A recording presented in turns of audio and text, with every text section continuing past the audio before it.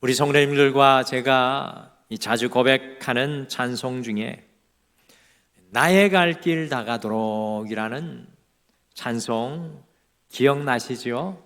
많은 분들이 좋아하시고 사랑하는 찬송, 이미 우리를 천국 앞서가신 많은 분들과 함께 주님 앞에 호흡이 다해가는 순간 부르며 고백했던 찬양을 기억합니다.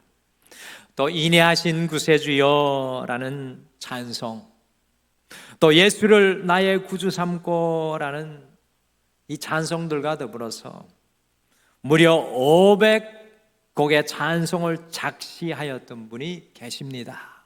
그래서 찬송가 하면 이분을 빼놓고는 이야기할 수 없는 영적인 분이 계신데, 그분이 바로 환희 크로스비 여사였습니다.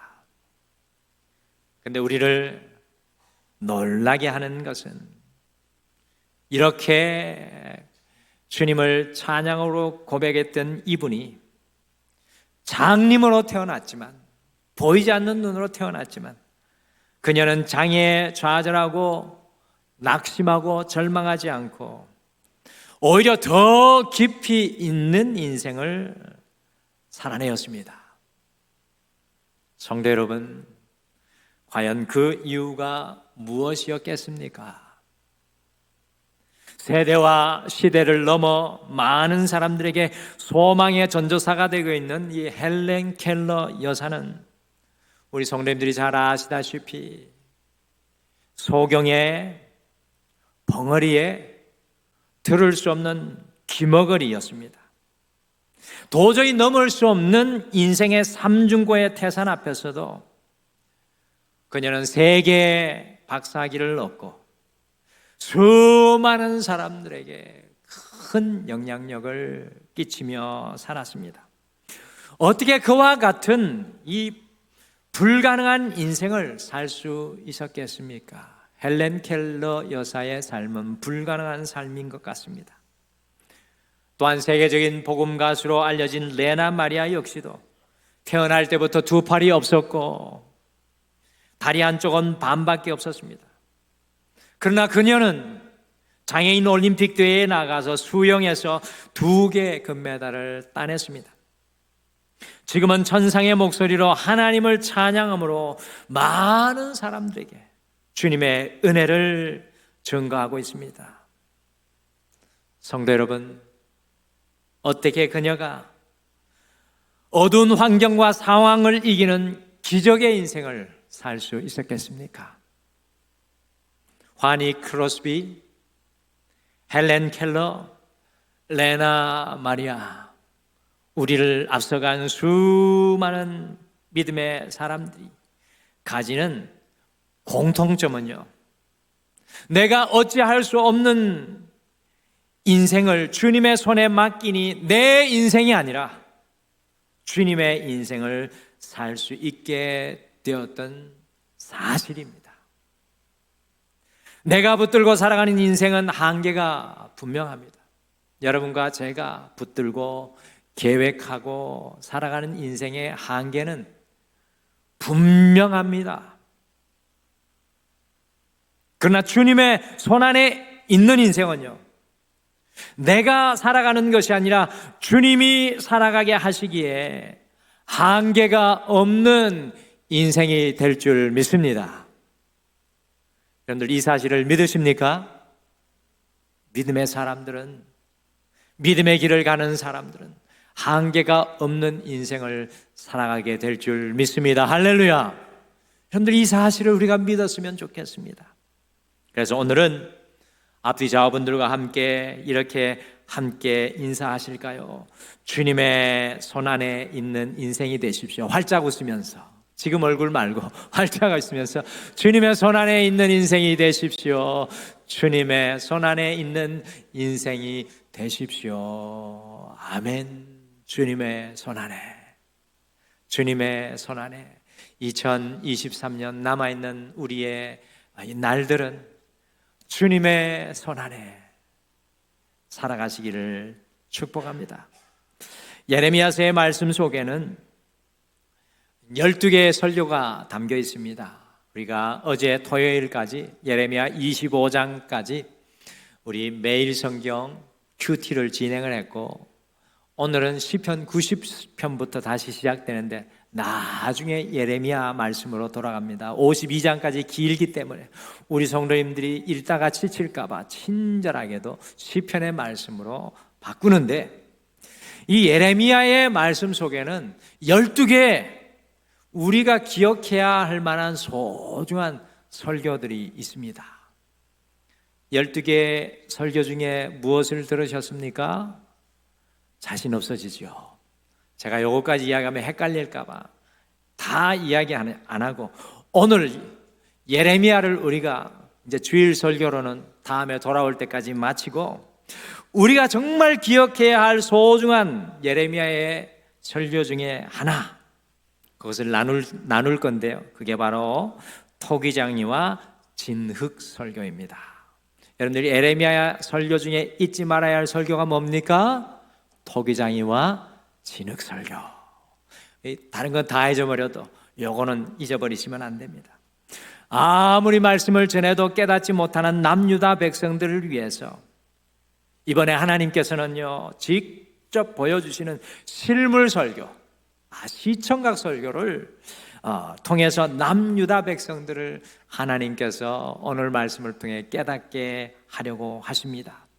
그래서 오늘 기경 35번째 이 8월 마지막 설교 제목은요, 토기장이와 진흙, 토기장이와 진흙이라는 이 제목으로, 토기장이가 진흙으로 어떻게 그릇을 만들어내는지 우리가 함께 살펴보시면서 하나님께서 진흙과 같은 여러분들을, 또 저를 위해서 어떻게 일하시는지 우리가 오늘 이 말씀을 함께 깊이 살펴보시겠습니다.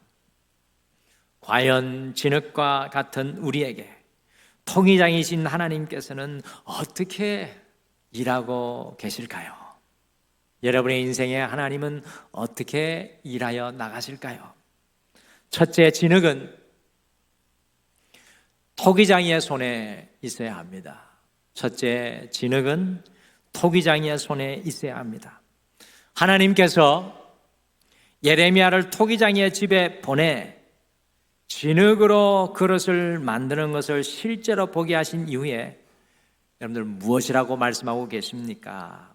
온 시대를 넘어 끊임없이 우리에게 말씀해 주시는 여호와 하나님의 매우 중요한 말씀, 이 예레미야 말씀의 요절과도 같은 말씀, 또 이번 한 주 우리에게 요절이 되어야 되는 말씀입니다. 예레미야 18장 6절 말씀 우리 같이 한번 다 같이 읽어보실까요? 시작.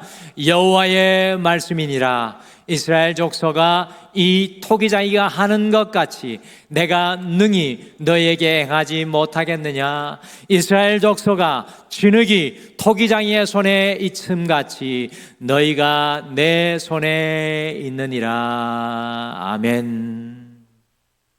우리 인생에 요절이 되어야 할 말씀입니다. 제가 영국에 가서 2006년 9월에 영국에 갔는데, 영국에 가서 한 가지 놀라운 사실을 발견했습니다.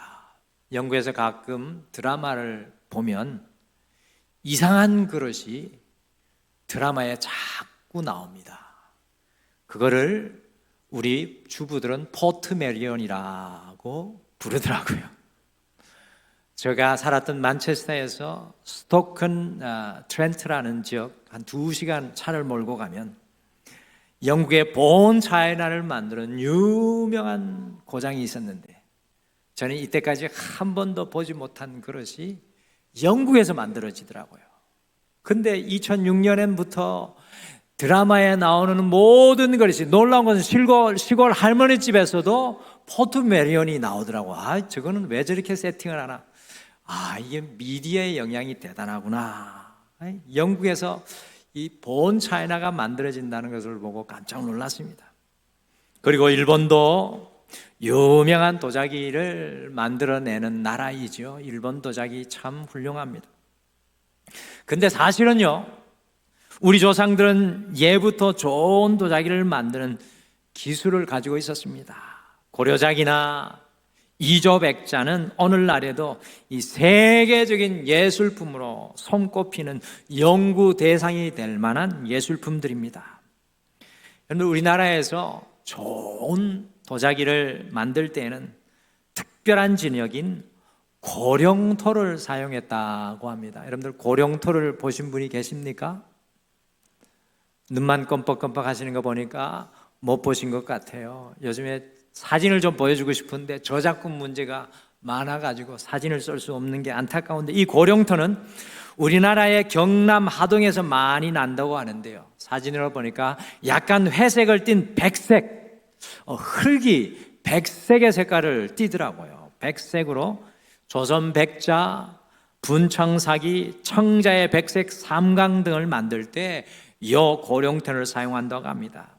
그렇기 때문에 이 경남 하동의 고령토는 지금까지 그것을 일본에 수출하는데요, 고가로 흙이 팔린다고 합니다. 여러분, 이 흙이 고가로 팔린다는 사실을 아십니까? 이와 같은 도자기, 곧 훌륭한 그릇을 만들기 위해서는 좋은 진흙, 선별된 진흙이 필요합니다. 여러분들, 좋은 도기를 만들기 위해서는 최상급의 진흙이 준비되고 예비되어져야 합니다. 하나님께서 6절에서 진흙이 토기장의 손에 있음과 같이 너희가 내 손에 있느니라 라는 이 말씀은요, 하나님께서 여러분과 저를 귀한 그릇으로 만들기 위해서 선별하시고 우리 안에 있는 불순물을 제거하시고 최상의 진흙으로 준비하셨다라는 의미가 주님 손 안에 있는 진흙이라는 의미입니다. 토기장이의 손 안에 있는 진흙, 곧 그릇을 만들기 위해 농로 물맨 위에 올려져 있는 진흙은요, 우리 하나님께서 물로 씻어내시고 모든 불순물을 제거한 깨끗하게 준비하신 진흙이라는 말씀입니다. 야산에서 이리저리 뒹굴고 있는 진흙이 아니라 주님께서 소중히 구별하시고 준비하신 주님의 손 안에 있는 진흙이라는 것입니다. 사랑하는 성도 여러분, 2600년이 지난 오늘 이 시간, 토기장이와 이 진흙 설교를 통해서 하나님께서는 오늘 우리에게 그것을 말씀해 주기를 원합니다. 너희가 내 손에 있느니라. 너희가 내 손에 있느니라. 하나님께서 선별하신 진흙이 주님의 손 안에 있다는 것입니다. 얼마나 큰 소망이 있고 얼마나 귀한 특권이며 얼마나 소중한 진흙입니까? 우리는 주님의 손 안에 있는 진흙이며 우리 가정도 우리 자녀도 우리의 삶도 주님의 손 안에 있는 진흙임을 믿으시기를 바랍니다. 그러니 우리가 얼마나 존귀한 존재입니까? 하나님께서는 토기장의 손에 있는 진흙을 통해서 우리가 가장 존귀한 존재로 구별된 것을 오늘 말씀해 주고 있는 것입니다. 우리의 삶의 모습이 어떠하든 간에, 우리가 어떤 곳에 있든지 간에 하나님의 손 안에 들려진 그 진흙은 우리 하나님 앞에 가장 존귀한 존재입니다. 오늘 이 자리에 계신 분들은 주님 앞에 가장 존귀한 진흙이십니다. 우리 옆에 분에게 그렇게 좀 축복해 주시죠. 성도님은 가장 존귀하십니다. 같이 축복해 주시죠. 성도님은 가장 존귀하십니다. 정말 존귀하십니다.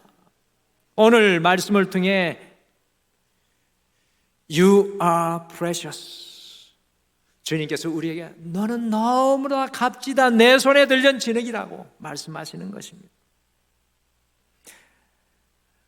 내 손가락에 피아니스트 희야의 일기라는 책을 펴낸 이희야라는 분이 계십니다. 앞에 저런 책들을 한 권이 아니라 또 다른 책도 내시고 고백했는데요, 이분에게는 양손에 손가락 5개가 아니라 2개씩밖에 없습니다. 그리고 막대기처럼 붙어있던 다리를 3살 때 절단을 해서 키가 103cm밖에 되지 않습니다. 악보를 읽을 만큼 그녀의 지능은 높지 않았다고 합니다. 누가 보아도 버려진 진흙과 같은 그녀, 누가 보아도 쓸모없는 진흙과 같은 그녀가 주님의 손 안에 있는 진흙이 되었습니다. 예수 그리스도의 십자가 앞에 주님을 껴안으니 예수 그리스도의 보혈이 그를 씻고 깨끗하게 하여 주님의 손 안에 있는 진흙이 되었습니다. 그랬더니 그 4개의 손가락으로 하나님을 찬양하는 피아노를 치고 싶은 열망이 그녀를 가득 채웠습니다. 내 손가락으로는 절대로 피아니스트가 될 수 없다고 포기하라는 주위의 만류에도 하루에 10시간 이상 매일 피아노를 연습하며 마침내 피아니스트가 되어서 많은 사람들에게 희망과 용기를 주는 주님 손 안에 있는 진흙이 되었습니다.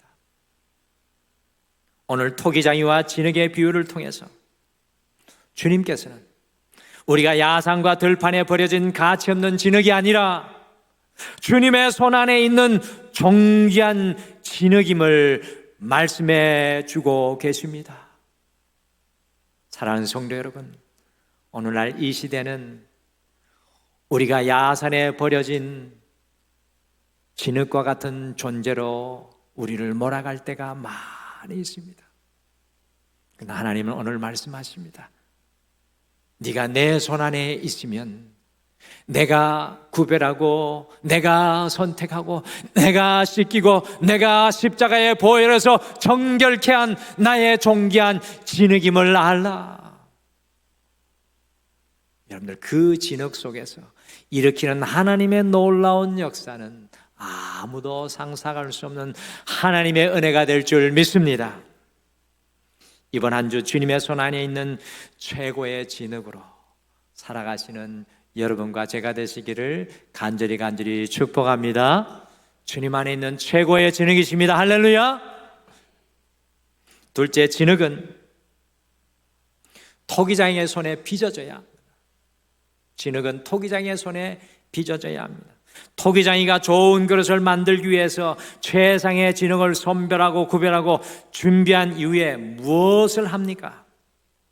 같이 예레미야 18장 4절 말씀을 다시 한번 읽겠습니다. 이 말씀이 실질적으로 우리에게 매우 중요합니다. 4절 말씀 같이 읽겠습니다. 시작.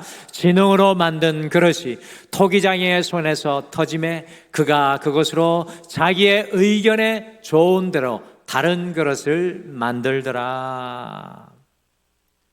진흙을 물매에 올려놓고 작업을 하다 보면 한 번에 좋은 그릇을 만들어내는 것이 아니라 수십 번 그 진흙이 터지고 만들었던 것이 허물어지면서 다시 토기장이가 그것을 잘 반죽하여서 처음부터 자기가 생각하는 그릇으로 빚어나갑니다. 진흙을 가지고 토기를 만드는 전문가도 마찬가지입니다. 진흙은 반드시 토기장의 손에 빚어져야 훌륭한 그릇으로 변화됩니다. 다시 말씀드립니다. 진흙은 반드시 토기장의 손에 빚어져야 훌륭한 그릇으로 변화됩니다. 훌륭한 그릇으로 빚어지기 위해 단순히 진흙으로 형태를 만드는 것에서 그칩니까? 그렇지 않습니다. 토기장의 손에 빚어진 도자기는 무려 1300도가 넘는 가마에 넣어서 그 그릇이 시뻘겋게 달아오를 때까지 굽고 단련합니다. 진흙이 토기장의 손에 빚어져 가마에 불로 연단되는 여러 번의 과정을 거쳐야만 훌륭한 그릇, 걸작품으로 탄생할 수 있습니다. 예레미야 18장 4절 후반절에 진흙으로 만든 그릇이 토기장의 손에 터짐에 자기 의견에 좋은 대로 다른 그릇을 만들더라고 한글 성경에는 번역했는데 다른 영어 성경에 다음과 같은 소중한 번역이 있습니다. 이렇게 영어로 이야기합니다. So the potter formed it into another pot, shaping it as seemed best to him. 줄여서 말씀드리면 최고의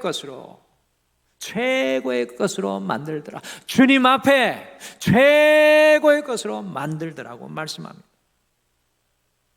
한 노인이 도끼자루에 쓸 나무를 구하러 손자와 함께 산을 올라가고 있었는데, 산을 깡충깡충 뛰어 올라가던 손자는 산 중턱도 못 가서 도끼자루에 합당한 나무를 찾았습니다.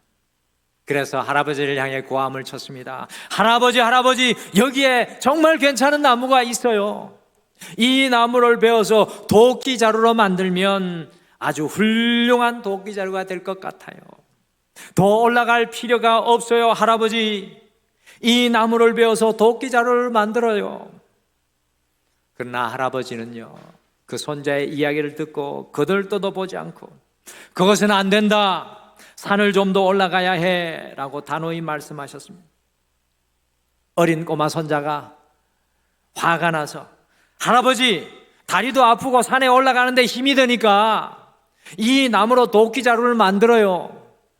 할아버지는 나를 보지도 않으시고 안 된다고 하십니까? 이 나무 좀 제발 보세요. 안 된다고 말만 하지 마세요.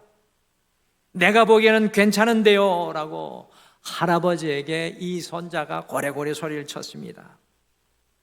이 말에 할아버지는 빙그레 웃으며, 얘야, 나무가 아무리 겉으로 좋게 보여도 낮은 데 있는 나무들은 높은 것을 휩쓸고 지나가는 폭풍우를 맛본 적이 없기 때문에 그토록 괜찮게 보여도 속은 아주 비었고 물렁물렁하단다. 이러한 나무를 베어서 도끼자루를 만들어 놓으면 도끼를 몇 번 흔들지 아니해서 나무가 부러진다.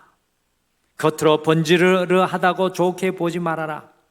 나무가 폭풍우를 만나 많이 흔들리고 시련을 겪고 속이 단단하고 알차야 멋진 도끼자루가 된다. 그러므로 너 보기에 아무리 좋게 보여도 산 중턱에 있는 나무로는 도끼자루를 만들지 못한다. 반대로 높은 곳에서 사나운 바람에 이리저리 흔들리며 자란 나무들은 그 바람을 이겨내기 위해서 아주 단단해지지. 그래서 도끼자루는 산 위의 나무로만 만들어야 한단다. 그래서 도끼자루는 산 위의 나무로 만들어야 한단다. 이렇게 그 손자에게 할아버지가 교훈을 했습니다. 성도 여러분, 그렇습니다. 우리의 믿음의 과정은 토기장이신 하나님의 손에 빚어져 나가는 과정입니다. 다시 말씀드립니다. 우리의 믿음의 과정은 토기장이신 하나님의 손에 빚어져 나가는 과정입니다. 나의 모난 부분이 깎이고 나의 온전치 못한 부분이 불로 연단되어 빚어져야 합니다. 성도의 삶은 주님의 말씀과 성령의 임재와 기도의 담금질을 통해서 토기장이신 주님의 손에 빚어져야 합니다. 주님을 알고 믿은 것으로 만족해서는 안 됩니다. 다시 말씀드립니다. 그저 주님을 알고 믿은 것으로 오늘 이 예배 한번 드리는 것으로 만족해서는 안 됩니다. 주님의 말씀이 나를 실제적으로 빚어나가시고 주님의 은혜가 나를 연단하며 성령님께서 나를 성숙하게 하셔야 합니다. 내 머리에 머물러 있는 신앙, 내 가슴속에 꼭꼭 숨겨둔 신앙, 내 삶까지 드러나지 않는 신앙은 안 된다는 것입니다. 주님께서 나를 빚어주셔서 실제적으로 우리가 주님의 본 차이나로 주님의 최고의 걸작품으로 변화되어져 나가야 합니다. 제가 질문드립니다. 사랑하는 성도 여러분, 지난주에 하나님께서 여러분을 빚으셨습니까?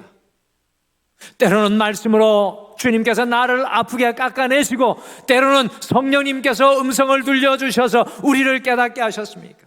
기도의 담금질과 시련과 고난의 담금질을 통하여서 여러분이 하나님의 작품으로 만들어지셨습니까?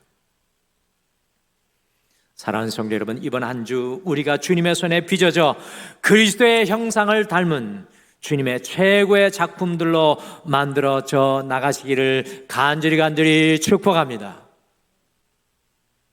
우리의 믿음의 과정은 통위장이신 하나님의 손에 빚어져 나가는 과정입니다. 여러분들, 이것 없이는 우리가 온전히 설 수 없습니다. 우리의 호흡 다하는 순간까지 주님께서 나를 더 베스트 투힘, 주님 앞에 최고의 것으로 빚어나가는 은혜의 손 안에 있어야 될 줄 믿습니다.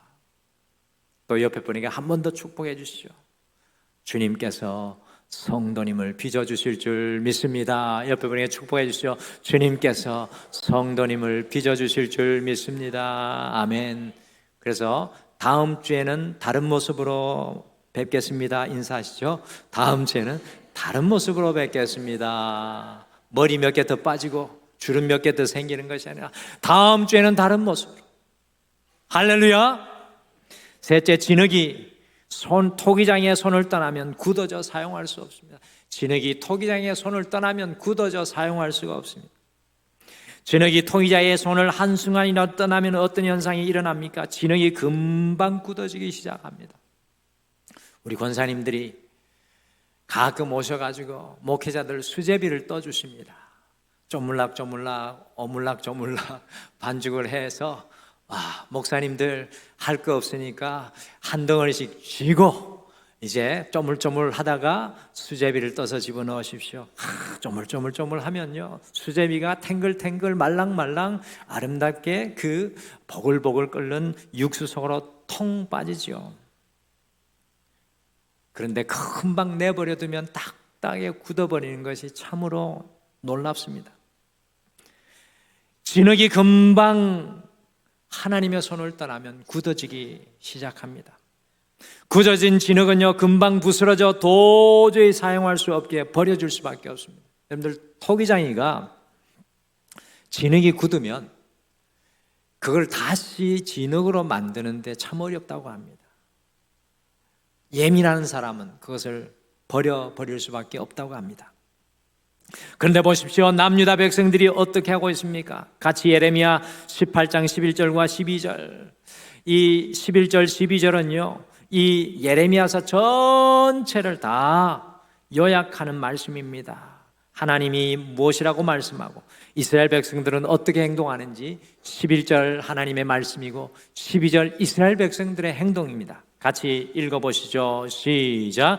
그러므로 이제 너는 유다 사람들과 예루살렘 주민에게 말하여 이르기를 여호와의 말씀에 보라, 내가 너희에게 재앙을 내리며 계책을 세워 너희를 치려 하노니 너희는 각기 악한 길에서 돌이키며 너희의 길과 행위를 아름답게 하라 하셨다 하라.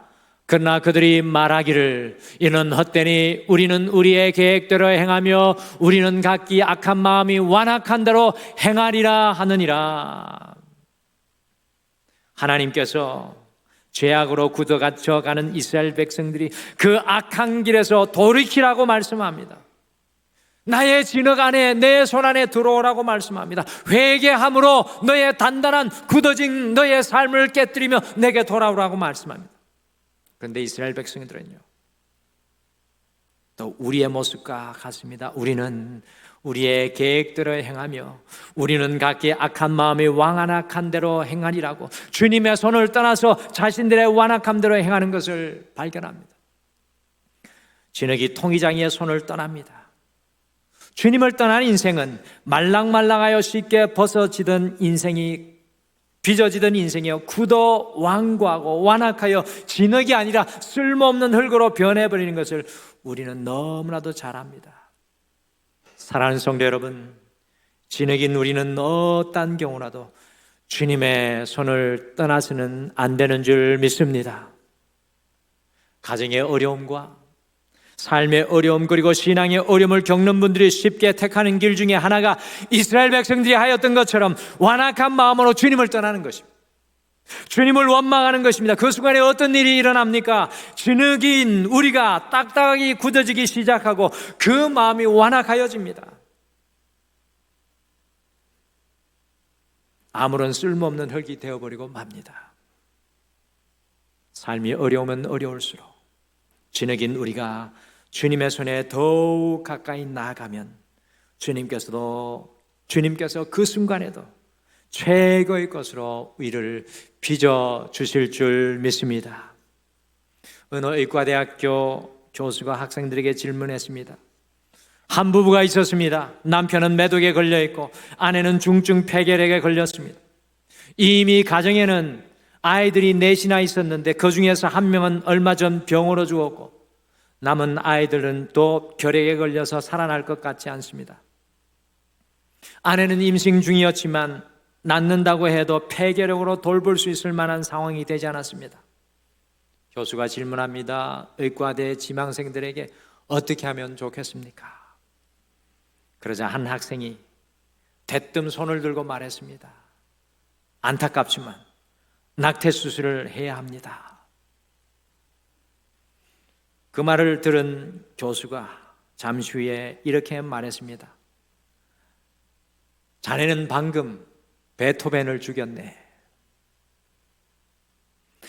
우리의 인생의 문제는 우리가 겪고 경험하고 있는 현재의 상황과 문제가 중요한 것이 아니라 지금 이 순간, 지금 바로 이 순간 우리가 주님의 손 안에 있는가 있지 않는가가 중요합니다.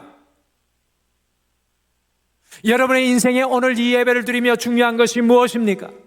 경제적인 문제입니까? 관계의 문제입니까? 자녀의 문제입니까? 여러분에게 오늘 이 예배를 통해 중요한 것이 무엇입니까? 오늘 성경은 우리에게 이야기합니다. 지금 이 순간 우리가 주님의 손 안에 있는가, 있지 않는가? 주님의 손 안에 있지 않으면 우리의 인생은 굳어지고 완악하여 말랑말랑한 진흙이 아니라 쓸모없는 흙으로 변해버리고 맙니다. 남유다 백성들의 문제는 주님의 손 안에 있지 않으니 굳어져 쓸모없는 흙이 되어버리고 만 것입니다. 사랑하는 성도 여러분, 이번 한 주 꼭 기억하시기를 바랍니다. 한순간이라도 주님의 손을 떠나면 소망 없는 굳은 흙, 부스러지는 흙이 될 수밖에 없습니다.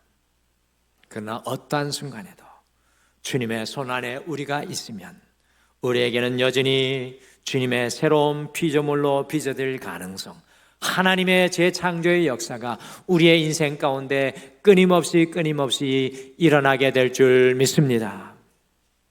이번 한 주 우리 모든 등마루가 다음과 같은 이사야의 고백과 같은 고백으로 살아가기를 소원합니다. 같이 이사야 64장 8절을 함께 화면으로 읽겠습니다. 같이 읽겠습니다. 시작.